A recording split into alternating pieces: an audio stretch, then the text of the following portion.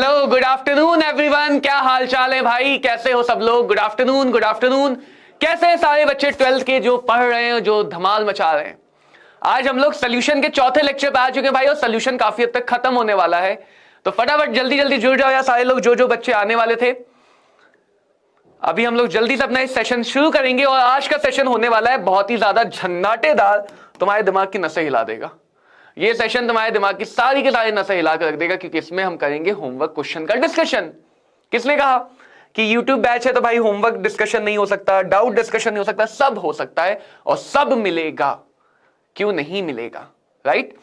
तो हम लोग क्या करेंगे बच्चों, आज का हमारा टारगेट है क्वेश्चन का डिस्कशन होगा। क्वेश्चन को समझेंगे, जो होमवर्क क्वेश्चन थे मुझे उम्मीद है वो सारे बच्चों ने लगाया होगा, तो उन होमवर्क क्वेश्चन को डिस्कस करेंगे और अच्छे से जानेंगे, समझेंगे राउल्ट के नियम के बारे में, राउल्ट के लॉ के बारे में, और उसके बाद हम लोग काम करेंगे अपने आइडियल और नॉन आइडियल सॉल्यूशन को समझने का। ये दोनों काम खत्म होते ही हमारे पास इस चैप्टर में सिर्फ कॉलिगेटिव प्रॉपर्टी रह जाएंगी, सिर्फ और सिर्फ कॉलिगेटिव प्रॉपर्टी रह जाएगी। चलो फिर शुरू करें, कर दे सेशन का श्री गणेश। सबसे पहला और सबसे बढ़िया क्वेश्चन है ये वाला। ये क्वेश्चन PYQ है, नीट एग्जाम में आया हुआ है। कौन से साल में आया था? 2016 में आया था ये क्वेश्चन। इनमें से कौन सी equation vapour pressure of a liquid का टेम्परेचर पर डिपेंडेंस दिखाता है? याद है मैंने तुम्हें एक इक्वेशन सिखाई थी जिसका नाम था भैया क्लॉसियस क्लैपेरॉन इक्वेशन, जो बताती थी कि log of vapour pressure, ln मतलब नेचुरल लॉग, ln का मतलब नेचुरल लॉग, इसी को हम नॉर्मल लॉग बना सकते हैं 2.303 करके। Log of vapour pressure is equal to some constant minus delta H divided by RT, delta H of vaporisation divided by RT. अब देखो ऑप्शंस को जरा ध्यान से देखो, ऑप्शन क्या कह रहे हैं भैया? तो ऑप्शन ये कह रहे हैं कि हमें ln का d/dt चाहिए, डिफरेंशियल चाहिए विद रिस्पेक्ट टू टेम्परेचर। ये बात हमारी ऑप्शंस बता रहे हैं। तो ठीक है, इसको हम कर देते हैं डिफरेंशिएट। किसके रिस्पेक्ट में? टेम्परेचर के रिस्पेक्ट में। So d/dt of ln P, d/dt of ln A minus, अब देखो डेल्टा एच अपॉन आर तो कांस्टेंट है, डेल्टा एच अपॉन आर तो constant, enthalpy of vaporisation and gas constant.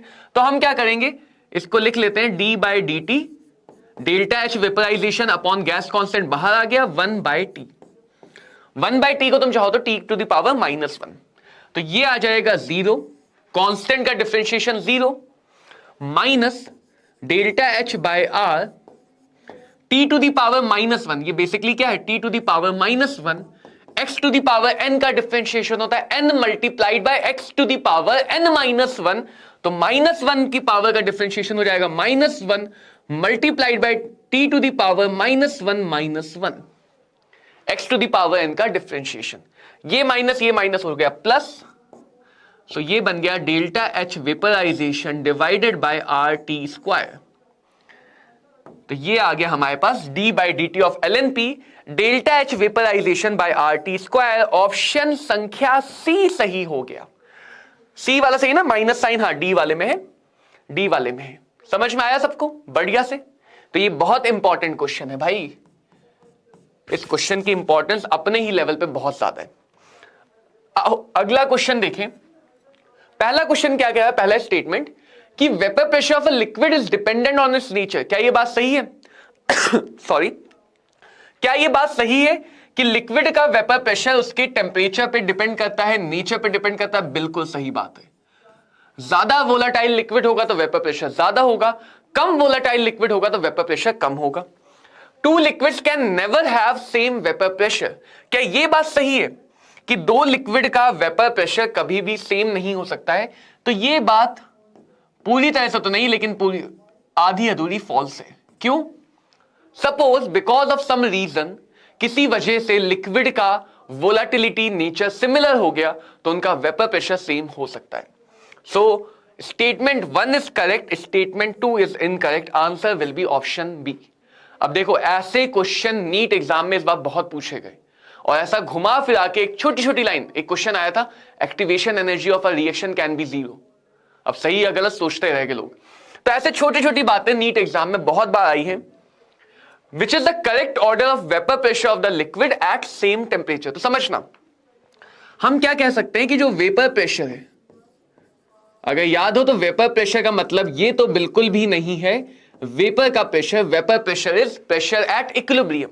तो अगर वेपर प्रेशर की बात कर लें तो ये लिक्विड की वोलाटिलिटी के डायरेक्टली प्रोपोर्शनल है। लिक्विड जितनी आसानी से इवेपोरेट होगा उतना ज्यादा वो वेपर क्रिएट करेगा इक्विलिब्रियम पे। जितना ज्यादा वेपर क्रिएट करेगा उतना ज्यादा प्रेशर लगाएगा। और आसानी से वोलाटाइल होने का मतलब उसका बॉइलिंग पॉइंट कम होना चाहिए। बॉइलिंग पॉइंट कम होना चाहिए तो वेपर प्रेशर बॉइलिंग पॉइंट के इनवर्सली प्रोपोर्शनल। अब देखो, बेंजीन एक non polar, ethanol C2H5OH, water H2O और एसीटोन CH3COCH3। अगर मैं बॉइलिंग पॉइंट की बात करूं तो ये धीरे धीरे देखो तुम्हें और बातें पता चलेंगी। हाइड्रोजन बॉन्डिंग जो 11 में पढ़ी जाती है, सबसे ज्यादा हाइड्रोजन बॉन्डिंग होगी वाटर में, तो सबसे ज्यादा मुश्किल होगा वाटर का इवेपोरेट करना। सो वाटर का बॉइलिंग पॉइंट सबसे ज्यादा, क्योंकि वाटर के पास 2 हाइड्रोजन है एच बॉन्ड बनाने के लिए। उसके बाद इथेनॉल जिसके पास 1 हाइड्रोजन है एच बॉन्ड बनाने के लिए, इलेक्ट्रोनेगेटिव एटम से जुड़ा हुआ हाइड्रोजन एच बॉन्ड बनाता है। तो वाटर के बाद बॉइलिंग पॉइंट आएगा इथेनॉल का। इथेनॉल के बाद एसीटोन जिसमें पोलैरिटी तो है लेकिन एच नहीं है। एच बॉन्ड बनाने के लिए एच नहीं लेकिन पोलैरिटी है, तो यहां पे एच बॉन्ड इंटरेक्शन, यहां पे सिर्फ डाइपोल इंटरेक्शन। इंटरेक्शन वीक होगा तो इवेपोरेशन आसान होगा। तो उसके बाद आएगा 4 और सबसे कम बॉइलिंग पॉइंट होगा बेंजीन का, क्योंकि उसके पास इंटरेक्शन सबसे कम है। तो वेपर प्रेशर का ऑर्डर उल्टा हो जाएगा। जिसको इवेपोरेट करना सबसे आसान, जिसके अंदर सबसे वीकेस्ट इंटरेक्शन, उसका वेपर प्रेशर सबसे ज्यादा। तो इसका आंसर क्या हो गया बोलो? C4 कैलकाटा। C4 कैलकाटा 1423। समझ पाए या नहीं? क्लियर सबको? चलो अगला क्वेश्चन की बात करते हैं। Variation of vapour pressure to liquid A B P B not P A not से ज्यादा है। Their solution with temperature shown in the graph, which of the following is the correct match. इसके लिए मैंने तुम्हें ग्राफ समझाया था, अगर वो ग्राफ तुम्हें याद होगा तो इस क्वेश्चन को बहुत आसानी से सॉल्व कर पाए होगे। अगर उस ग्राफ में एक छोटी सी बात समझाई थी जो सुपर ट्रिक थी, हमारी स्टार ट्रिक, वो ये था कि सॉल्यूशन का प्रेशर हमेशा दोनों सॉल्यूट और सॉल्वेंट के प्योर वेपर प्रेशर के बीच में ही होता है। यानी सॉल्यूशन का प्रेशर बी और ए के बीच में होगा। क्वेश्चन में ऑलरेडी दिया है कि बी की वोलेटिलिटी ज्यादा है। ये क्वेश्चन में ऑलरेडी दिया है कि बी की वोलेटिलिटी ज्यादा है। इसका मतलब ये ऑर्डर होना चाहिए। किसी भी गिवन टेंपरेचर पे देखें तो जो सबसे ज्यादा वाला है वो प्योर बी का होना चाहिए, जो सबसे कम वाला है वो प्योर ए का होना चाहिए, और सॉल्यूशन का बीच में होना चाहिए। तो हमें मिल जाएगा 1 represent to the vapour pressure of B, 2 represent vapour pressure of solution and 3 represent vapour pressure of A. Option D for Delhi will be the correct answer. Clear? Very good. सबको समझ में आ गया? चलो अगला क्वेश्चन। अब इस क्वेश्चन को trick से करेंगे और जल्दी करेंगे। डायरेक्ट क्या कहा गया? 2 मोल ए 3 मोल बी को मिलाया। ए का प्रेशर 800, बी का प्रेशर 200। 200 से 800 के बीच में होगा। 800 से ज्यादा नहीं, 200 से कम नहीं, 200 के पास वाला। 800 से ज्यादा नहीं, 200 से कम नहीं। और सॉल्यूशन का प्रेशर आ जाएगा 800 इंटू 2/5 प्लस 200 इंटू 3/5। छोटी सी अपनी इक्वेशन, सॉल्यूशन का pressure is equal to PA not XA plus PB not XB। ये आ जाएगा 160 इंटू 2 320, 40 इंटू 2 120। तो ये लगाएगा 440 वोल्ट का झटका। 440 वोल्ट का झटका लगा देगा तुम्हें। तो आंसर हो गया option B. Option B. Clear? सबको समझ में आ गया? बढ़िया है। मनु तुम कैसे हो? बताओ क्या हालचाल है, कहां घूम रहे हो आजकल? 20 gram of A and B, ये हम क्वेश्चन कर चुके थे, इसको हम ऑलरेडी कर चुके थे, राइट? चलो इसका एक और आसान तरीका देख लेते हैं। ए का मोल फ्रैक्शन अगर देखें तो ए के मोल कितने हैं? 1। बी के मोल कितने? Mass divided by molar mass 0.1। तो ए का मोल फ्रैक्शन आएगा 1/1.1, बी का मोल फ्रैक्शन आएगा 1.1/1.1। क्योंकि ए का मोल फ्रैक्शन ज्यादा है तो एक्चुअल प्रेशर ए के ज्यादा क्लोज होगा। 200 से 300 के बीच की वैल्यू जो 200 के ज्यादा क्लोज है, ऑप्शन बी आंसर हो गया बिना सॉल्व किए। ऑप्शन बी आंसर हो गया बिना सॉल्व किए। शुक्रिया नेगी साहब। चलो अगला क्वेश्चन देखते हैं। Vapour pressure of pure benzene, ये हम कर चुके हैं, ये क्वेश्चन ऑलरेडी कर चुके हैं, ये भी ऑलरेडी कर चुके हैं, ये होमवर्क में हमने कल ही डिस्कस कर लिया था। ओके, ये वाले क्वेश्चन पे आते हैं हम। ठीक है, देखो दो लिक्विड हैं जिनमें PA0 300 दिया है, PB0 200 दिया है, मिक्स किए गए हैं इक्विमोलर। इक्विमोलर का मतलब मोल क्या है, बराबर है। इक्विमोलर का मतलब मोल बराबर है। हमें चाहिए ए का मोल फ्रैक्शन वेपर फेज पे। तो फटाफट फॉर्मूला देखो, वेपर के कंपोजिशन का होता है YA/YB is equal to PA0XA divided by PB0XB। अगर हम बात करें यहां पे YA की, तो YA हमें निकालना है, YB हमें पता नहीं है, लेकिन PA0 हमें पता है 300। मोल फ्रैक्शन हो जाएगा क्योंकि दोनों के मोल इक्वल हैं, तो मान लो 1/1XX जो भी मानना है। मोल फ्रैक्शन अगर मोल इक्वल है तो आ जाता है 1/2। राइट, कोई डाउट हो तो फटाफट बताना। मोल फ्रैक्शन आ जाएगा 1/2, तो ये हो गया 1/2। PB0 कितना है, PB0 है 200, और ये भी हो गया 1/2, तो ये आ गया 3/2। अब फटाफट जो मैंने तुम्हें स्टार ट्रिक सिखाई थी वो स्टार ट्रिक लगा दो। स्टार ट्रिक ये कहती है कि YA इज इक्वल टू हो जाएगा YA के सामने वाला divided by numerator plus denominator, यानी कि 3/5। आंसर आ गया 0.6। और इतनी ही तेजी से तुम्हें एग्जाम में इन क्वेश्चंस को सॉल्व करना है। ऐसा नहीं है कि एग्जाम में क्वेश्चन जब आता है तो हम उसको डायरेक्ट करते हैं या कम करते हैं।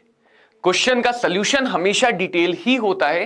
कितना जल्दी तुम्हारा माइंड उस डिटेल को कॉम्प्रिहेंस कर सकता है, उस डिटेल को सोच सकता है, वो डिसाइड करता है तुम क्वेश्चन कितनी जल्दी कर पाओगे।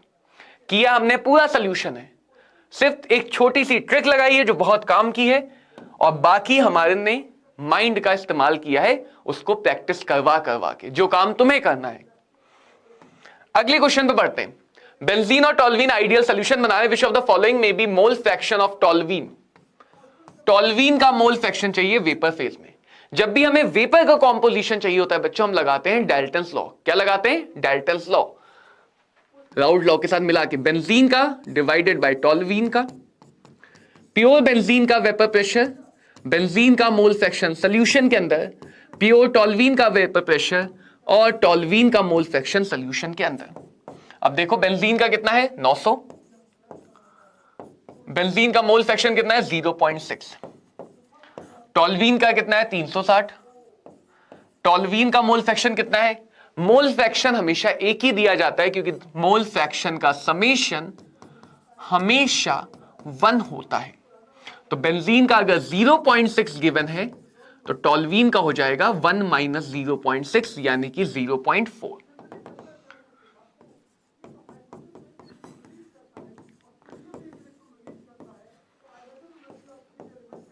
तो क्या कर सकते हैं हम यहां पे, थोड़े से जीरो कैंसिल कर दो, थोड़े से डेसिमल कैंसिल कर दो,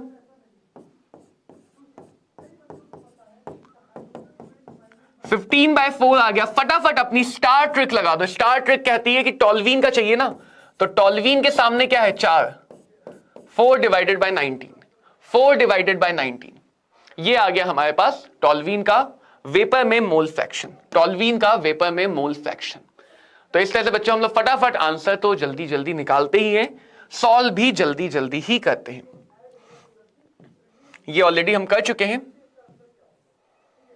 ओके, PA/PB दिए गए हैं। क्या दिए गए हैं, PA/PB दिए गए हैं, जो वेपर प्रेशर है प्योर लिक्विड कंपोनेंट A और B के रिस्पेक्टिवली। एक आइडियल बाइनरी सॉल्यूशन, अगर XA या KA A का मोल फ्रैक्शन दिखाता है तो वेपर प्रेशर का टोटल प्रेशर कितना होगा। बस यहां पे हमें क्या करना है कि जो हमें इंफॉर्मेशन दी गई है उसको हमें KA या KB के टर्म में शिफ्ट करना था। चलो, सॉल्यूशन का प्रेशर होता है PA0XA प्लस PB0XB। अब जो सारे ऑप्शन है वो किसके टर्म में, KA के टर्म में। बस काम लग जाओ। क्या काम कहता है, कि दोनों का समेशन 1 होता है, तो एक्स बी की जगह मैं क्या लिख सकता हूं, 1 माइनस एक्स से लिख सकता हूं, उठा के रख दो यहां पे, पी ए नॉट एक्स से plus P B not 1 minus X से, थोड़ा सा एक्स से वाले टर्म कॉमन ले लो, देखो P B not 1, P B not अलग आ गया, प्लस एक्स से हमने कॉमन ले लिया, P A not minus P B not.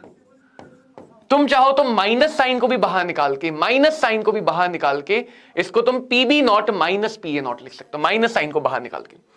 तो सोल्यूशन के प्रेशर में सबसे पहले आएगा पी बी, ये गलत, ये गलत, का ये प्लस में है, का ये माइनस में था तो माइनस में भी सोचते हैं, अंदर आएगा ए माइनस बी, तो ऑप्शन संख्या डी, ऑप्शन संख्या डी हमारा सही आंसर। तो छोटा सा काम करना था, छोटा सा क्वेश्चन था, आया हुआ क्वेश्चन है एग्जाम में, आया हुआ क्वेश्चन है। ज्यादातर क्वेश्चन हमारा टारगेट है कि वो इतने अच्छे से सीखो कि आए हुए क्वेश्चन भी कर चुके हो, ये ऑलरेडी हम कर चुके हैं, इसको हम ऑलरेडी एग्जाम में कर चुके हैं, ये भी आया हुआ क्वेश्चन है जब नीट AIPMT के नाम से हुआ करता था। इस क्वेश्चन में मैंने तुम्हें बहुत अच्छी अच्छी ट्रिक भी समझाई है, ये भी हम कर चुके हैं क्वेश्चन पिछली क्लास में, और ये भी आया हुआ क्वेश्चन है। इस क्वेश्चन की बात करें तो ये डायरेक्ट एग्जाम्पल है, डायरेक्ट एग्जाम्पल है, और ये भी आया है, डायरेक्ट NCERT का एग्जाम्पल है। क्या कह रहा है, वेपर प्रेशर दिया है 200 415, सोल्यूशन का वेपर प्रेशर चाहिए, इतनों को मिलाया गया, सोल्यूशन का vapour pressure is equal to P A not X A plus P B not X B, P A not X A plus P B not X B. P A not कितना है, P A not इसको ए मान लेते हैं, इसको B मान लेते हैं, तो पी ए नॉट है 200, एक्स ए कितना है, एक्स ए है 0.21 divided by 0.21 plus 0.47, mole fraction होता है मोल डिवाइडेड बाय टोटल मोल। ठीक है, क्या कह रहे हो, ABCD 11th 12th Maharashtra board से किया था, 2 साल का ड्रॉप किया था, बिल्कुल 160 नहीं तुम 170 के ऊपर भी ला सकते हो, नीट 2024 में बहुत इजीली ला सकते हो मार्क्स। ये बात अभी से जान लो कि नीट ऐसा एग्जाम नहीं है जिसके लिए तुम्हें बहुत ज्यादा डेप्थ में पढ़ना है, नीट एक ऐसा एग्जाम है जिसके लिए तुम्हें बहुत सारी चीजों को छोटे छोटे टुकड़ों में पढ़ना है, तो बहुत आसानी से तुम ओवरऑल 700 से ऊपर ला सकते हो। बस 3 चीजें, कंसिस्टेंसी, पेन पेपर वाली प्रैक्टिस, हवा हवाई प्रैक्टिस नहीं, और मेहनत, ये 3 चीजें रख लो, तुम्हारा सिलेक्शन डेफिनेटली होगा। कंसिस्टेंसी, पेन पेपर वाली प्रैक्टिस और मेहनत। ठीक है, चलो पीबी नॉट की बात करें तो पीबी नॉट कितना है 415, एक्सबी कितना है, एक्सबी के लिए मोल ऑफ बी लेंगे 0.47 डिवाइडेड बाय 0.21 प्लस 0.47। ध्यान रखना मोल फ्रैक्शन हमेशा मोल डिवाइडेड बाय टोटल मोल होता है, मोल डिवाइडेड बाय टोटल मोल होता है। अब इसको सॉल्व करेंगे तो आंसर आ जाएगा ऑप्शन सी। हाँ, इसमें थोड़ी कैलकुलेशन ज्यादा गंदी है क्योंकि एनसीईआरटी का एग्जाम्पल है, सब्जेक्टिव क्वेश्चन में यूजुअली कैलकुलेशन थोड़ी सी गंदी देते हैं, लेकिन कॉन्सेप्ट हमारा राउल्ट लॉ का बहुत सिंपल सा है। आई होप सबको अब तक राउल्ट लॉ अच्छे से समझ में आ गया है। अगर समझ में आ गया तो अब बात करते हैं आइडियल और नॉन आइडियल सोल्यूशन की। क्या होता है आइडियल और नॉन आइडियल सोल्यूशन, अब इसकी बात करेंगे।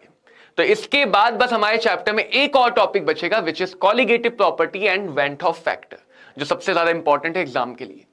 आइडियल सोल्यूशन क्या होते हैं, जैसे आइडियल गैसेस होती हैं कि PV is equal to nRT को फॉलो करने वाले, वैसे वो सारे सोल्यूशन जो राउल्ट लॉ को फॉलो करते हैं उनको कहते हैं आइडियल सोल्यूशन, उनको कहते हैं आइडियल सोल्यूशन। देखो पंगा क्या है वो देखो, ये कंटेनर, ये दूसरा कंटेनर और ये तीसरा कंटेनर, 3 कंटेनर है। बुरा मत देखो, बुरा मत सुनो, बुरा मत कहो। इस कंटेनर में मैंने भर दिया प्योर ए,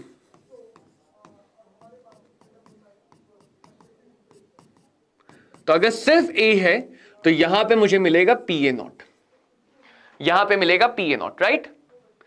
इस कंटेनर में मैंने भर दिया प्योर बी,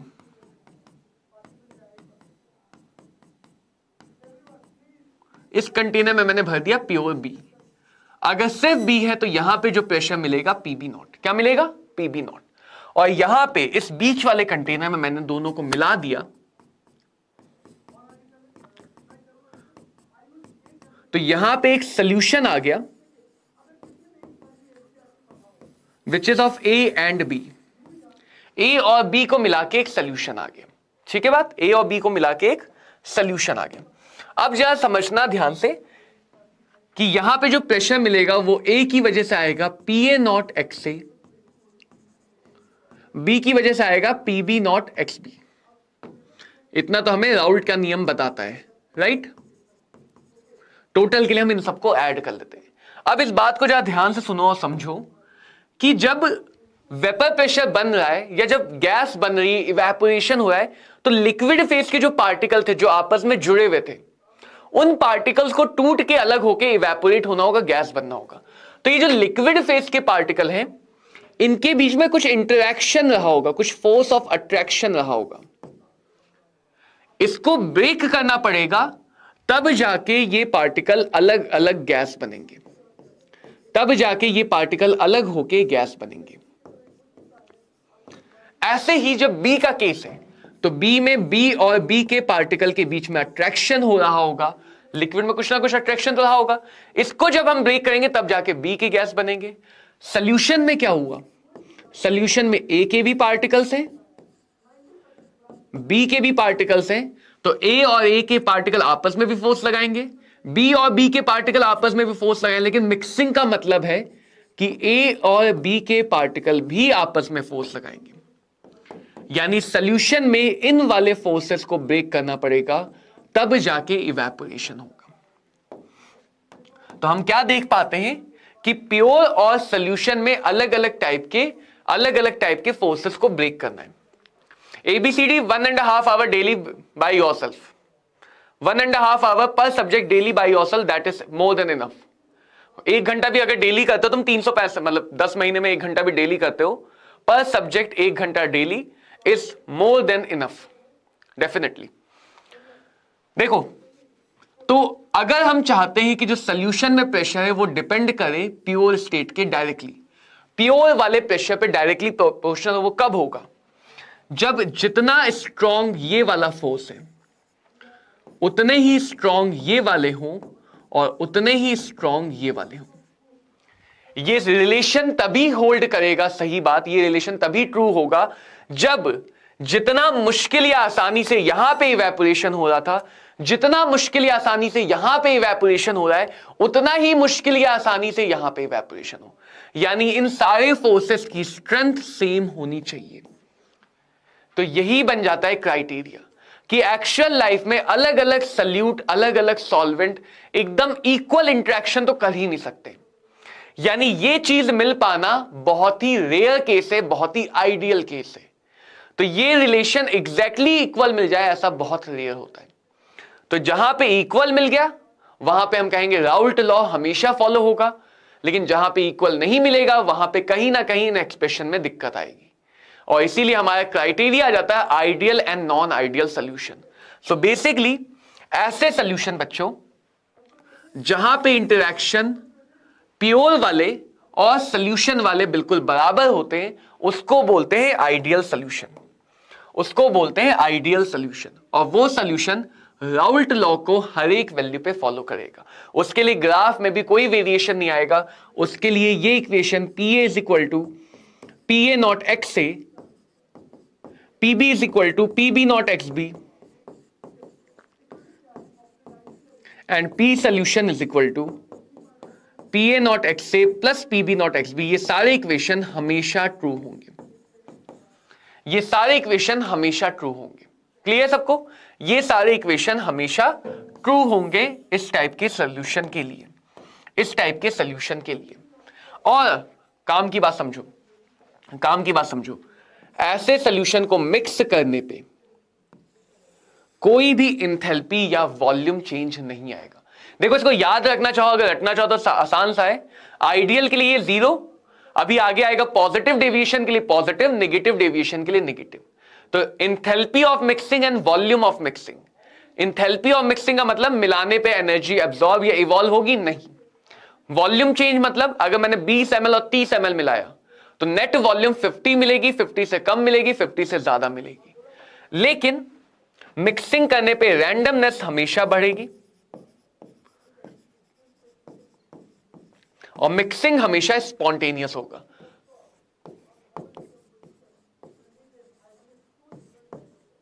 तो कैसा भी सॉल्यूशन हो, चाहे वो आइडियल हो चाहे नॉन आइडियल हो, चाहे आइडियल हो चाहे नॉन आइडियल हो, entropy change for any solution is always positive and Gibbs energy change for any solution is always negative. Entropy का चेंज हमेशा पॉजिटिव होगा, Gibbs energy का चेंज हमेशा नेगेटिव होगा। क्लियर? अब इनके एग्जाम्पल। आइडियल सोल्यूशन में ग्राफ वेरी नहीं करेगा, वही बात ये ग्राफ दिखा। एग्जाम्पल बहुत इंपॉर्टेंट है क्योंकि नीट जब भी आइडियल नॉन आइडियल पूछता है सीधे एग्जाम्पल पूछता है। देखो याद कैसे रखोगे, आइडियल होने के लिए इंटरैक्शन सिमिलर होने चाहिए। जब इंटरैक्शन सिमिलर होंगे तभी हमारा सॉल्यूशन नियर आइडियल होगा। एग्जैक्टली आइडियल तो देखो लाइफ में कुछ भी नहीं है, राइट? एग्जैक्टली आइडियल मिलना तो इम्पॉसिबल है, लेकिन जब सॉल्यूशन में इंटरेक्शन सिमिलर होंगे तो हम कह सकते हैं कि नियर अबाउट आइडियल होगा, लगभग आइडियल होगा। और वो लगभग आइडियल कब होगा, उसके लिए हमेशा ध्यान रखो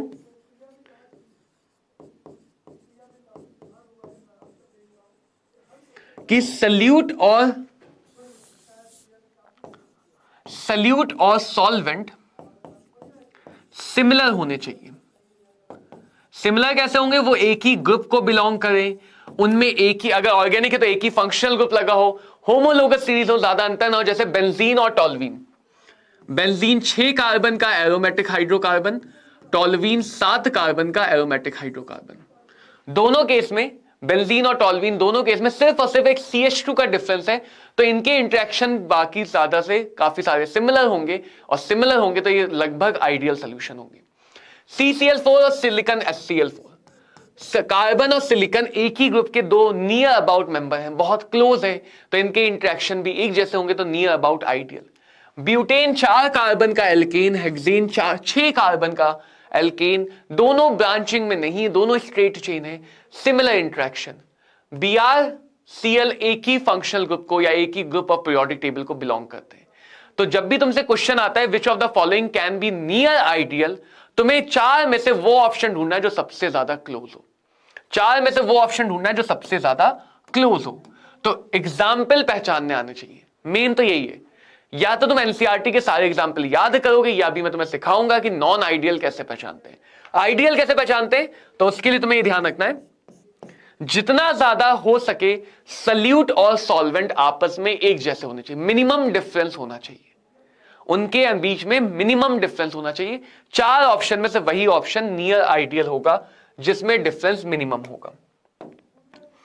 ऐसे सॉल्यूशन जहां पे राउल्ट लॉ फॉलो नहीं होता है उनको कहते हैं, उनको कहा जाता है non ideal solution. Non ideal solution यानी वहां पे इंटरेक्शन सेम नहीं होंगे। अब देखो इंटरेक्शन सेम नहीं होने का मतलब क्या है कि जो वेपर प्रेशर है वो राउल्ट लॉ के बराबर नहीं मिलेगा। अगर इंटरेक्शन सेम नहीं है, राउल्ट लॉ वैलिड नहीं है, तो यहां पे हमें वेपर प्रेशर भी वैलिड नहीं मिलेगा। यानी ऐसे सॉल्यूशन जहां पे राउल्ट लॉ वैलिड नहीं है वहां पे या तो वेपर प्रेशर बढ़कर मिलेगा या वेपर प्रेशर घटकर मिलेगा, घटकर। ठीक है, या तो बढ़ के मिलेगा या घट के मिलेगा। तो नॉन आइडियल की भी 2 कैटेगरी हो रही है। नॉन आइडियल का मतलब इक्वल ना, अब इक्वल ना होने में भी 2 कैटेगरी, या तो वो ज्यादा है इसलिए इक्वल नहीं है, या वो कम है इसलिए इक्वल नहीं है। ज्यादा है तो बोला गया positively deviation, positive deviation from Raoult's law, कि ऐसे सॉल्यूशन पॉजिटिव डेविएशन दिखाते हैं। कम है तो बोला गया नेगेटिव डेविएशन, तो बोला गया नेगेटिव डेविएशन। तो हमारे पास 2 टाइप के नॉन आइडियल सॉल्यूशन है, one which deviate positively, another which deviate negatively. अब देखो, फोर्स अगर इक्वल नहीं है तो दो क्राइटेरिया, फोर्स इक्वल नहीं है तो दो क्राइटेरिया। ए बी का मतलब, ये बॉन्ड में समझना ही फोर्स है, ए बी का मतलब सॉल्यूशन, सॉल्यूशन बनने के बाद ए और बी के फोर्स, या तो ए और बी के फोर्स प्योर फोर्स से, प्योर वाले फोर्स से या तो स्ट्रांग होंगे या वीक होंगे, या तो स्ट्रॉन्गर होंगे या फिर वीक होंगे। सही बात है, या तो स्ट्रॉन्गर होंगे या वीक होंगे, बिल्कुल। अब स्ट्रॉन्गर हुए तो इसका क्या मतलब है, स्ट्रॉन्ग फोर्स में हमारे पास मुश्किल होगा उसको सेपरेट कर पाना, सेपरेट कर पाना मुश्किल होगा, यानी इवेपोरेशन मुश्किल होगा। तो अगर फोर्स स्ट्रांग हो गए तो वेपर प्रेशर घट जाएगा, वेपर प्रेशर घट जाएगा।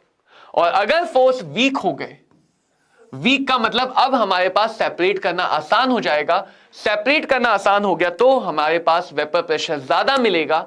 तो अगर फोर्स वीक हो गए तो वेपर प्रेशर बढ़ जाएगा,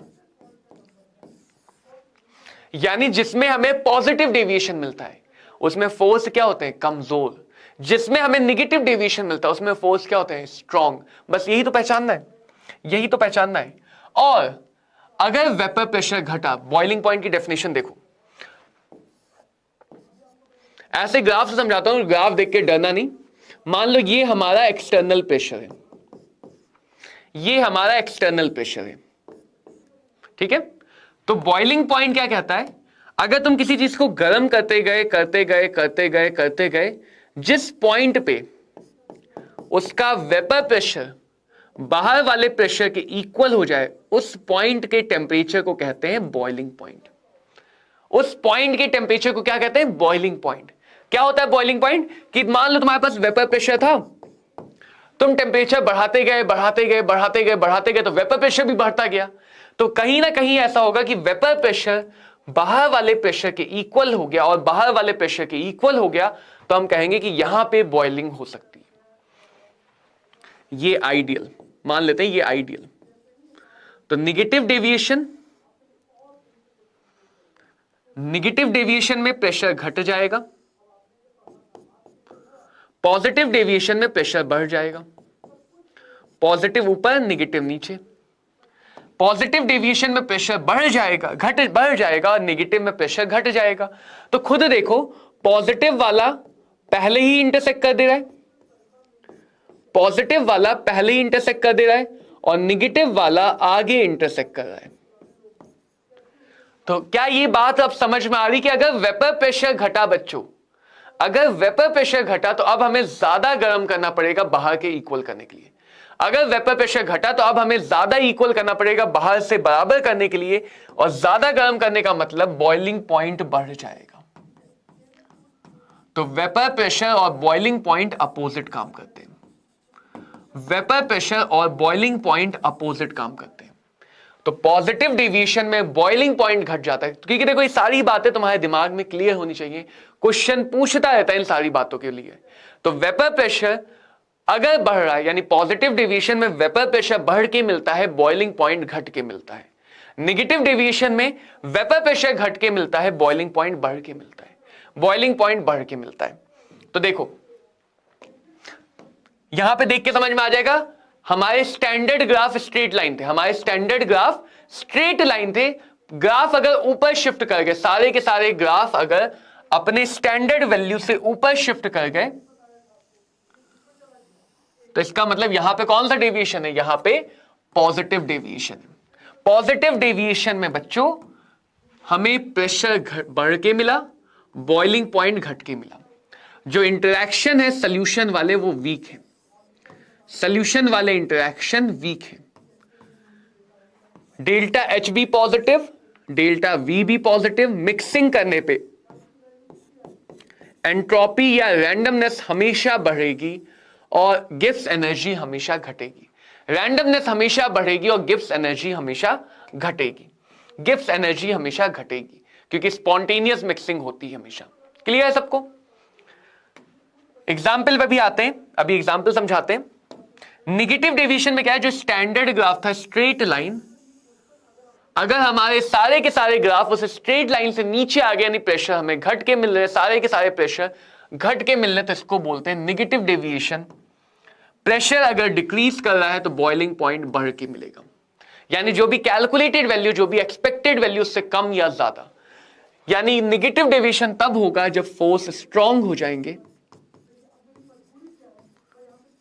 नेगेटिव डेविएशन के लिए delta H negative, delta we भी नेगेटिव, और ये रैंडमनेस और एंट्रोपी तो तीनों केस में सेम चलती है। ध्यान रखना, मिक्सिंग चाहे कैसी भी हो, सोल्यूशन चाहे आइडियल हो चाहे नॉन आइडियल हो, एंट्रोपी चेंज हमेशा पॉजिटिव और गिब्स एनर्जी चेंज हमेशा नेगेटिव, फ्री एनर्जी चेंज हमेशा नेगेटिव। अब समझो एग्जाम्पल कैसे याद रखोगे। दो तरीके हैं एग्जाम्पल को याद रखने के। पॉजिटिव डेविएशन में डेल्टा एच क्या होता है? पॉजिटिव, क्योंकि कोई भी प्रैक्टिकल मिक्सिंग आइडियल तो नहीं है, कोई भी practical solution is not ideal. तो हमें क्या ध्यान रखना है कि अगर डेल्टा एच पॉजिटिव है, जैसे शुगर का एग्जांपल बताया था, शुरुआत में बोला था, याद रखना काम आएगा। शुगर का डिसोल्यूशन पॉजिटिव हो तो उसका डेविएशन भी कैसा है? पॉजिटिव। अगर डेल्टा एच मिक्सिंग पॉजिटिव तुम्हें याद है किसी में, तो उसका डेविएशन भी पॉजिटिव। और अगर तुम्हें याद है कि किसी के लिए डेल्टा एच मिक्सिंग नेगेटिव होता है, तो उसका डेविएशन भी नेगेटिव। तो पहला तो ये आसान सा तरीका, जैसे तुम्हें कुछ जनरल याद होता है, neutralisation reaction are always exothermic, right? Neutralisation reaction are always exothermic, यानी जब भी तुम किसी एसिड को पानी में मिलाओगे, एसिड बेस को साथ में मिलाओगे, ऐसी एक्सोथर्मिक रिएक्शन, एसिड बेस, ऐसी एक्सोथर्मिक रिएक्शन नेगेटिव डेविएशन के एग्जाम्पल होते हैं, नेगेटिव डेविएशन के एग्जाम्पल होते हैं। तो एक तरीका तो ये है याद रखने का एग्जाम्पल को। दूसरा तरीका क्या है? अगर तुम्हारे पास सोल्यूशन बनने के बाद फोर्स वीक हो रहे, तो उसके लिए ऑर्गेनिक के एग्जाम्पल आएंगे। हमें देखना है कि एच बॉन्डिंग अगर घट गई, एच बॉन्डिंग पे ही फोकस करना हमेशा एग्जाम्पल्स के लिए। अगर एच बॉन्डिंग घट गई, अब एच बॉन्डिंग अगर नहीं आती निकालना, तो कभी ना कभी मैं तुम्हें सिखा दूंगा केमिकल बॉन्डिंग का जब रिवीजन करेंगे। लेकिन अगर एच बॉन्डिंग घट रही है, नंबर ऑफ हाइड्रोजन जो एच बॉन्ड बना सकते हैं घट रहे, तो वहां पे पॉजिटिव डेविएशन मिलेगा। जैसे देखो, इथेनॉल और वाटर, बहुत इंपॉर्टेंट एग्जाम्पल। वाटर के पास 4 हाइड्रोजन थे, वाटर के पास 2 हाइड्रोजन, 2 लोन पे 4 एच बॉन्ड बना सकता था। इथेनॉल के पास 1 हाइड्रोजन कम हो गया। तो जब इथेनॉल को पानी में मिलाओगे, तो पहले पानी ज्यादा एच बॉन्ड बना था, पानी कम एच बॉन्ड बना पाएगा। एच बॉन्ड घट गए, इसके पास 2 हाइड्रोजन है एच बॉन्ड बनाने के लिए, इसके पास 1 ही हाइड्रोजन है। तो एच बॉन्ड घट गए, इसलिए डेविएशन कैसा है? पॉजिटिव। डेविएशन कैसा है? पॉजिटिव। और नेगेटिव में डेविएशन में स्ट्रांग होता है, तो अगर एच बॉन्ड बढ़ जाए, अगर एच बॉन्ड बढ़ गए, तो इसका मतलब फोर्स स्ट्रांग हो गया, वो हो गया नेगेटिव डेविएशन। एच बॉन्ड बढ़ जाए, जैसे एसीटोन और क्लोरोफॉर्म, एनसीईआरटी का एग्जांपल इसलिए इंपॉर्टेंट, एसीटोन और क्लोरोफॉर्म अलग अलग एच बॉन्ड नहीं बना पाते। एसीटोन एंड क्लोरोफॉर्म अलग अलग एच बॉन्ड नहीं बना पाते, लेकिन अगर ये आपस में मिक्स हो जाते हैं तो मिलके एच बॉन्ड बना सकते हैं, क्योंकि इस कार्बन पे क्लोरीन की वजह से बहुत ज्यादा हाइड्रोजन पे पॉजिटिव और ऑक्सीजन पे नेगेटिव। एच बॉन्ड इलेक्ट्रोनेगेटिव और इलेक्ट्रोपॉजिटिव हाइड्रोजन के बीच का डाइपोल डाइपोल इंटरेक्शन है। क्या है? डाइपोल डाइपोल इंटरेक्शन है, डाइपोल डाइपोल इंटरेक्शन है। तो इस तरह से बच्चों हम लोग पॉजिटिव और नेगेटिव डेविएशन के एग्जाम्पल को याद रखते हैं।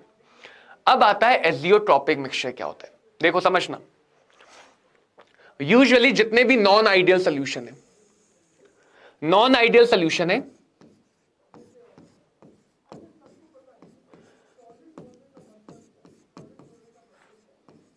सॉल्वेंट है और सल्यूट है,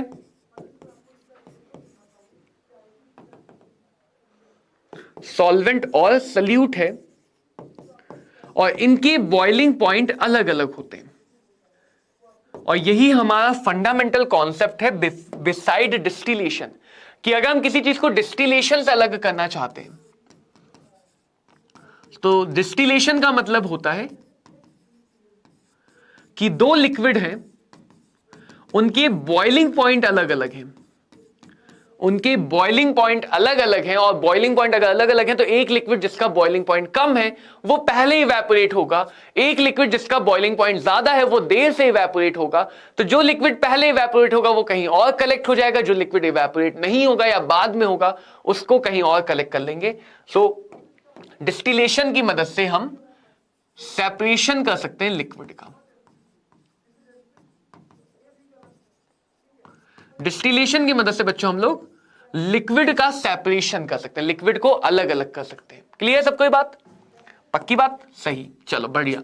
तो जब हम इसको अलग करते हैं तो नॉन आइडियल सॉल्यूशन में एक ऐसा कॉम्पोजिशन आता है, ये सिर्फ एक पर्टिकुलर कॉम्पोजिशन पे, एक ऐसा कॉम्पोजिशन आता है जिस कॉम्पोजिशन पे solution as a pure solvent, यानी सॉल्यूशन का बॉइलिंग पॉइंट सॉल्वेंट के बॉइलिंग पॉइंट के बराबर हो जाता है,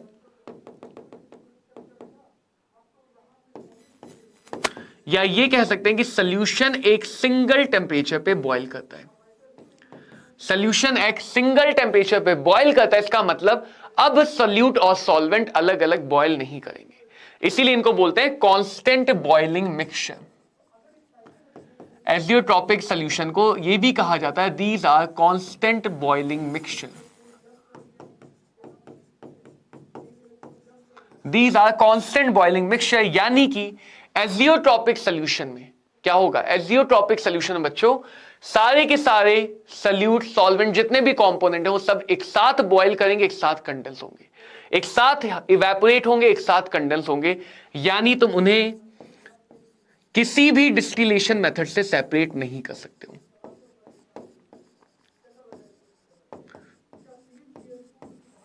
किसी भी डिस्टिलेशन मेथड से सेपरेट नहीं कर सकते हो।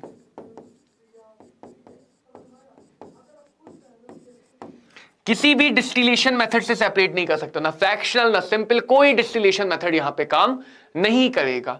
तो इस बात को हमें ध्यान से समझना है, इस बात को हमें ध्यान से समझना है। तो कभी भी अगर तुम देखो ना, जैसे मान लो कहा जाए तुमने लैब में नाइट्रिक एसिड बनाया, अब वो नाइट्रिक एसिड 68% होता है, तो जो ये फिक्स वैल्यू दी जाती है कि भाई नाइट्रिक एसिड बनाया और हमेशा इसी को यूज करें, वो इसलिए क्योंकि हमेशा एजियोट्रॉप बनने के बाद मिक्सचर फंस जाता है।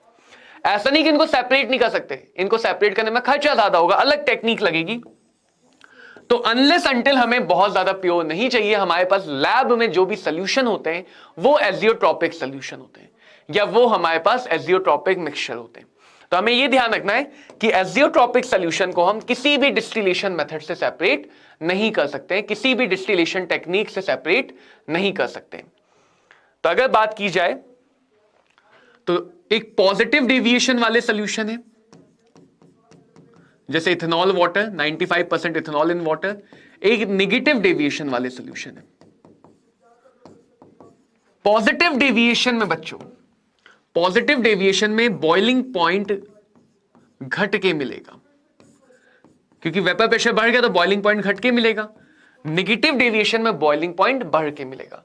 तो पॉजिटिव डेविएशन का एक और नाम होता है मिनिमम बॉइलिंग एजियोट्रॉप, कि इसमें सॉल्यूशन का बॉइलिंग पॉइंट सॉल्वेंट और सॉल्यूट से अलग अलग होगा, सॉल्वेंट और सॉल्यूट से अलग होगा। जबकि नेगेटिव डेविएशन का मतलब बॉइलिंग पॉइंट बढ़ के मिल रहा है, तो इसको बोलते हैं मैक्सिमम बॉइलिंग एजियोट्रॉप, कि यहां पे सॉल्यूशन का बॉइलिंग पॉइंट सॉल्यूट और सॉल्वेंट से सेम हो जाएगा, सॉल्यूट और सॉल्वेंट से ज्यादा मिलेगा, बढ़ के मिलेगा। तो ये हमारे एक और नाम है पॉजिटिव और नेगेटिव डेविएशन सॉल्यूशन के मिनिमम या मैक्सिमम बॉइलिंग एजियोट्रॉप। और ये जितना भी हमने सेक्शन किया है आज आइडियल नॉन आइडियल सॉल्यूशन का, ये नीट एग्जाम में हमेशा एज अ थ्योरी सेक्शन है। तो अगर मैं तुम्हें फिर से बताऊं, जैसे मैंने बोला था एनसीईआरटी, तो मैं पढ़नी कहां पे ये मैं तुम्हें बताते चलूंगा, क्योंकि ऐसा होता है कि हम बोलते तो हैं यार एनसीईआरटी भगवान है, नीट में सारे टीचर बोलते हैं कि एनसीईआरटी की लाइन बाय लाइन पढ़ो। अब बच्चा जब चैप्टर उठाता हो देखता है इतना मोटा चैप्टर छोड़ देता है, पता हमें है पेपर कहां से आएगा, पेपर लीक है, एक पतली सी बुक है, 2 पार्ट है उसके, हमें पता है पेपर उसी से आना है, लेकिन फिर भी उस पतली सी बुक को पूरा नहीं पढ़ पाते। तो तुम्हारे काम को आसान बना रहा हूं, थोड़ा सा बताता चल रहा हूं कहां कहां एनसीईआरटी पढ़नी है। आइडियल नॉन आइडियल सोल्यूशन की थ्योरी पढ़नी है एनसीईआरटी से। हेनरी लॉ के एप्लीकेशन बताए थे, अब बता रहा हूं आइडियल और नॉन आइडियल सोल्यूशन की थ्योरी एनसीईआरटी से पढ़नी है, क्योंकि ये काम में आएगा, ये हमारे काम में आएगा। अब चलो बच्चों बात करते हैं थोड़े बहुत क्वेश्चंस की बात करते हैं। किस टाइप के क्वेश्चन तुम्हें नीट एग्जाम में दिख सकते हैं या देखे जा सकते हैं आगे फ्यूचर में। पॉजिटिव डेविएशन कौन दिखाएगा? तो पॉजिटिव डेविएशन के लिए या तो डेल्टा एच पता हो या ये पता हो कि फोर्स वीक होते हैं। देखो कैसे देखेंगे, बेंजीन और टॉल्वीन काफी सिमिलर यानी कि ये हो जाएंगे नियर आइडियल। बेंजीन और टॉल्वीन काफी सिमिलर यानी ये हो गए नियर आइडियल। एसीटोन और क्लोरोफॉर्म एनसीईआरटी का कॉमन एग्जांपल है कि एसीटोन और क्लोरोफॉर्म अलग अलग एच बॉन्डिंग नहीं बना सकते। एसीटोन और क्लोरोफॉर्म अलग अलग होंगे तो एच बॉन्डिंग नहीं बनाएंगे, लेकिन सोल्यूशन में एच बॉन्ड बना पाएंगे। तो ये कैसा डेविएशन दिखाते हैं? Negative deviation. कैसा दिखाते हैं? Negative deviation. तो कुछ एग्जाम्पल याद होंगे, कुछ एग्जाम्पल नए दिखेंगे। क्लोरोइथेन ब्रोमोइथेन, छोटा सा डिफरेंस,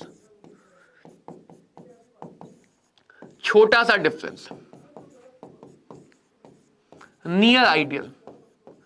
तो अगर हमें पहला वाला नहीं भी पता है तो कम से कम बाकी तो पता है। तो पॉजिटिव डेविएशन कौन बचा? ये दोनों है नहीं, ये है, तो ऑप्शन क्या हो गया? ऑप्शन ए, यानी इथेनॉल और एसीटोन। तो अब देखो ये एग्जाम्पल एनसीईआरटी में आया है, नीट एग्जाम में आया है। तो अगर ये एनसीईआरटी में नहीं है तो भी तुम्हें ये चारों केस याद रखने कि कौन सा पॉजिटिव डेविएशन है, कौन सा नेगेटिव है, कौन सा आइडियल सोल्यूशन है। इथेनॉल और एसीटोन पॉजिटिव डेविएशन। अगला देखिए, for an ideal solution correct option. किसी भी आइडियल सोल्यूशन के लिए डेल्टा जी 0 नहीं होता है। किसी भी सोल्यूशन के लिए मिक्सिंग हमेशा स्पॉन्टेनियस। डेल्टा एस भी 0 नहीं होगा, मिक्सिंग करने से रैंडमनेस बढ़ेगी। डेल्टा वी और डेल्टा एच 0 होते हैं। For any ideal solution mix करने पे ना ही कोई एनर्जी हमें अब्सॉर्ब करनी पड़ती है, ना ही कोई एनर्जी हमें इवॉल्व करनी पड़ती है, सिर्फ और सिर्फ हमें एंट्रोपी और गिब्स एनर्जी चाहिए होती है। नेक्स्ट क्वेश्चन पे पढ़ते हैं, मैक्सिमम बॉइलिंग एजियोट्रॉप। कौन सा मिक्सचर मैक्सिमम बॉइलिंग एजियोट्रॉप बनाएगा? देखो सारे क्वेश्चन आते हैं ऐसे, और रिसेंटली नीट एग्जाम में आए, तो ये तुम्हें सब ध्यान में रखने, याद रखने। मैक्सिमम बॉइलिंग एजियोट्रॉप कौन बनाएगा? जिसके लिए मैक्सिमम बॉइलिंग यानी वेपर प्रेशर घट गया। ध्यान रखो, बॉइलिंग और वेपर प्रेशर अपोजिट है। मैक्सिमम बॉइलिंग का मतलब वेपर प्रेशर घट गया, तो ये हो गया नेगेटिव डेविएशन। चलो ढूंढते, heptane octane near ideal, water nitric acid, delta acid in water always negative deviation, क्योंकि डेल्टा एच कैसा होगा? Negative. Ethanol water H bonding घटेगी, positive deviation. Acetone carbon disulphide positive deviation. तो नेगेटिव डेविएशन कौन मिलेगा? Water और nitric acid. Negative deviation कौन मिलेगा? वाटर और नाइट्रिक एसिड। तो इस टाइप से बच्चों हम लोग आंसर्स फाइंड आउट करते हैं थ्योरेटिकल क्वेश्चंस के। चलो इस क्वेश्चन को देख लेते हैं। विच of the following statement is correct? एक तो ये बहुत इंपॉर्टेंट है यार, करेक्ट इनकरेक्ट ध्यान से पढ़ना। एग्जाम में करेक्ट इनकरेक्ट वाली गलती मत करना। 2 कंपोनेंट है ए और बी, जो आइडियल बिहेवियर से पॉजिटिव डेविएशन दिखा रहे हैं। जैसे ही पॉजिटिव आया दिमाग में आ जाना चाहिए, पॉजिटिव का मतलब वेपर प्रेशर बढ़ के मिलेगा। क्यों? क्योंकि फोर्स वीक हो रहे हैं, वेपर प्रेशर बढ़ेगा तो बॉइलिंग पॉइंट घट जाएगा। ये सारी बातें दिमाग में आनी चाहिए। चलो, फोर्स जो है प्योर वाले स्ट्रॉन्ग है, ए बी से सही बात। सॉल्यूशन में फोर्स घट रहे हैं इसलिए हमें बढ़ के मिल रहा है। सॉल्यूशन के फोर्स वीक हो रहे हैं इसलिए हमें प्रेशर बढ़ के मिल रहा है। पॉजिटिव डेविएशन के लिए ये दोनों मिक्सिंग का एंथैल्पी और वॉल्यूम पॉजिटिव होता है। पॉजिटिव डेविएशन के लिए दोनों होते हैं। फोर्स इक्वल है तो आइडियल सॉल्यूशन, ये भी गलत। एक सही है वो तो पता हो, बट जब तुम क्वेश्चन की प्रैक्टिस कर रहे हो तो बाकी 3 गलत क्यों है ये भी पता होना चाहिए, ताकि कभी इन तीनों से कोई क्वेश्चन आ जाए तो वो तो सॉल्व हो पाए। आंसर लाना हमारा काम नहीं है, हमारा काम है हर क्वेश्चन में कॉन्सेप्ट को अपने लगा के समझना, ताकि जब कोई नया क्वेश्चन आए तो वो हमें नया लगे ना, कोई नया क्वेश्चन हमें नया ना लगे। विच of the following is incorrect? Incorrect for ideal solution. क्या आइडियल सोल्यूशन के लिए डेल्टा एच मिक्सिंग 0? यस। क्या आइडियल सोल्यूशन के लिए इंटरनल एनर्जी, इंथैल्पी एनर्जी, या सिंपल वे में इंथैल्पी और energy, internal energy, similar energy अलग अलग कंडीशन पे, अगर इंथैल्पी चेंज 0 है तो डेल्टा यू भी 0 रहा होगा। Delta P observed minus Raoult law का प्रेशर 0? यस। आइडियल का मतलब जितना हम ऑब्जर्व कर रहे हैं वो एक्चुअल के बराबर है। राउल्ट लॉ फॉलो करने का मतलब ही है कि हमें प्रेशर ना घट के मिला ना बढ़ के मिला, ऑब्जर्व्ड और एक्सपेक्टेड प्रेशर में कोई डिफरेंस नहीं। डेल्टा जी मिक्सिंग ना ना ना ना जी ना, ये तो गलत है। किसी भी टाइप के सोल्यूशन के लिए डेल्टा जी मिक्सिंग तो 0 हो ही नहीं सकता, डेल्टा जी मिक्सिंग तो 0 हो ही नहीं सकता। Which of the following condition is not satisfied by an ideal solution? इनमें से कौन सी कंडीशन आइडियल सोल्यूशन सेटिस्फाई नहीं करता है? अब मेरे ख्याल तक सबको बात अच्छे से याद हो गई है कि आइडियल हो चाहे नॉन आइडियल हो, भाई मिलाओगे तो रैंडमनेस तो बढ़ेगी। चाहे आइडियल हो चाहे नॉन आइडियल हो, मिलाओगे तो रैंडमनेस बढ़ेगी ही बढ़ेगी। नेक्स्ट क्वेश्चन पे आते हैं। एसीटोन इथेनॉल अभी पीछे देखा था, एसीटोन और इथेनॉल अभी पीछे देखा था कि वो कौन सा डेविएशन दिखाता है? Positive deviation. कौन सा दिखाता है? Positive deviation. अभी इस क्वेश्चन में देखा था।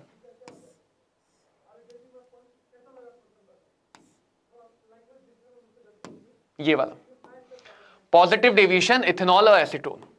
इथेनॉल और एसीटोन का मिक्सचर पॉजिटिव डेविएशन, इथेनॉल और एसीटोन का मिक्सचर पॉजिटिव डेविएशन। तो हो सकता है एक क्वेश्चन का स्टेटमेंट अगला क्वेश्चन बन जाए, एक क्वेश्चन का स्टेटमेंट अगला क्वेश्चन बन जाए।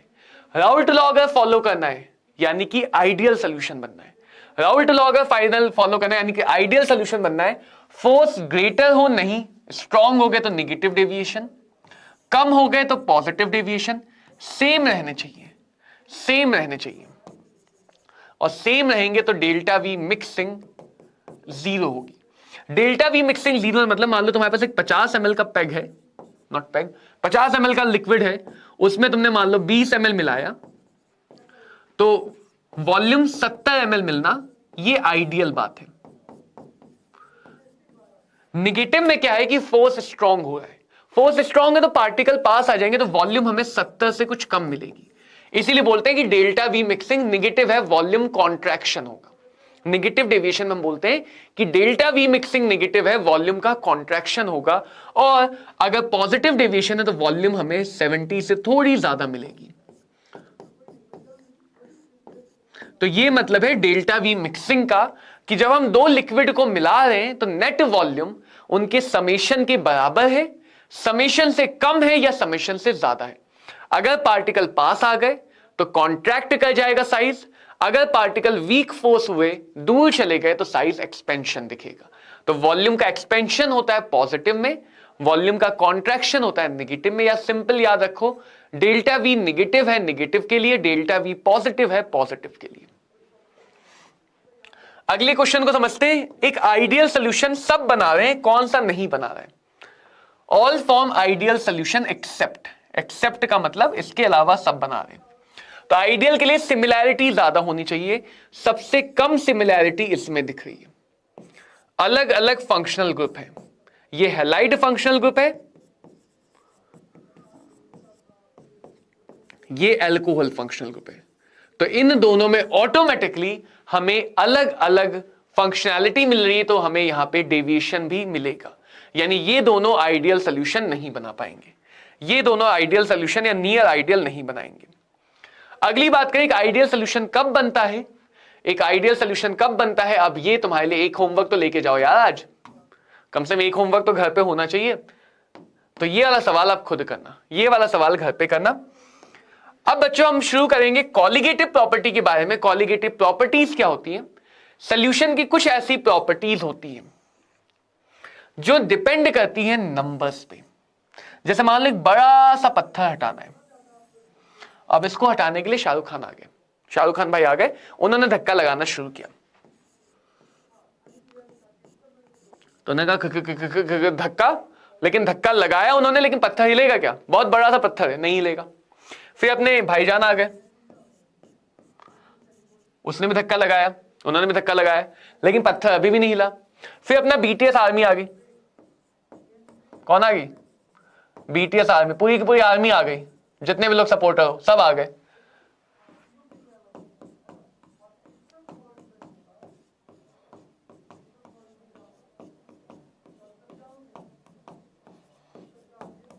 कितने लोग? इनफाइनाइट लोग आ गए।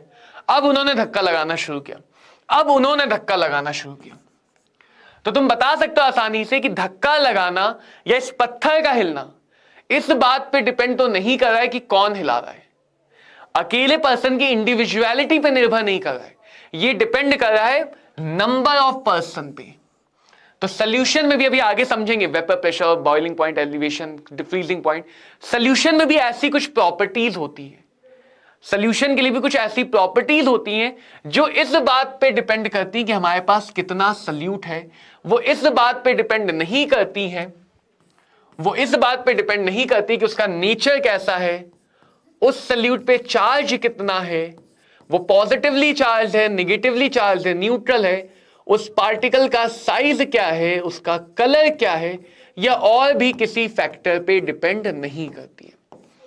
तो किसी भी लिक्विड सॉल्यूशन की बच्चों ऐसी प्रॉपर्टीज को कहा गया colligative properties. So colligative means those properties which are only dependent on number of particles of solute.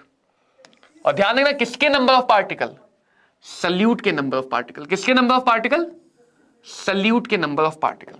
तो कॉलिगेटिव प्रॉपर्टी हमारे पास सिर्फ और सिर्फ सॉल्यूट के नंबर ऑफ पार्टिकल पे डिपेंड करती है और किसी बात पे डिपेंड नहीं करती है। क्लियर सबको? नंबर पे डिपेंड करेंगी तो मॉलिक्यूल्स पे भी करेंगे, अगर एटम की जगह मॉलिक्यूल है, आयन पे भी करेंगी, मोल पे भी दिखा सकते हैं, और मोल पे डिपेंड करेंगे तो कॉन्सेंट्रेशन पे दिखा सकते हैं। तो जितनी भी कॉलिगेटिव प्रॉपर्टी है वो कहीं ना कहीं हमारे पास सल्यूट के नंबर ऑफ पार्टिकल्स या सल्यूट के नंबर ऑफ मोल्स पे डिपेंड करते हुए दिखेंगी। तो 4 कॉलिगेटिव प्रॉपर्टी हमें पढ़नी है। यस बेटा, ये नीट 2024 के लिए 12th का बैच है, नीट 2024 के लिए 12th क्लास का बैच है। ड्रॉपर क्लास का बैच मॉर्निंग में चलेगा।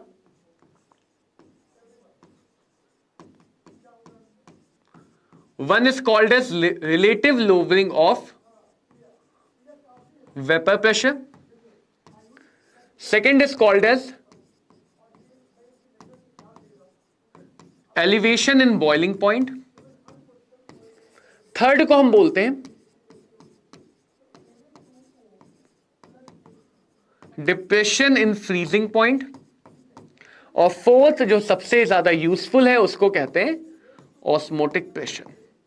तो इस चैप्टर में ज्यादातर क्वेश्चन कॉलिगेटिव प्रॉपर्टी के ही अराउंड घुमा फिरा के आते हैं, कॉलिगेटिव प्रॉपर्टी के अराउंड ही घुमा फिरा के आते हैं। ठीक है बात? तो ये 4 कॉलिगेटिव प्रॉपर्टी बच्चों हम लोग स्टार्ट करेंगे नेक्स्ट क्लास में। कॉलिगेटिव प्रॉपर्टी को समझेंगे, इनके क्वेश्चंस को समझेंगे। तुम्हारा आज का काम क्या है?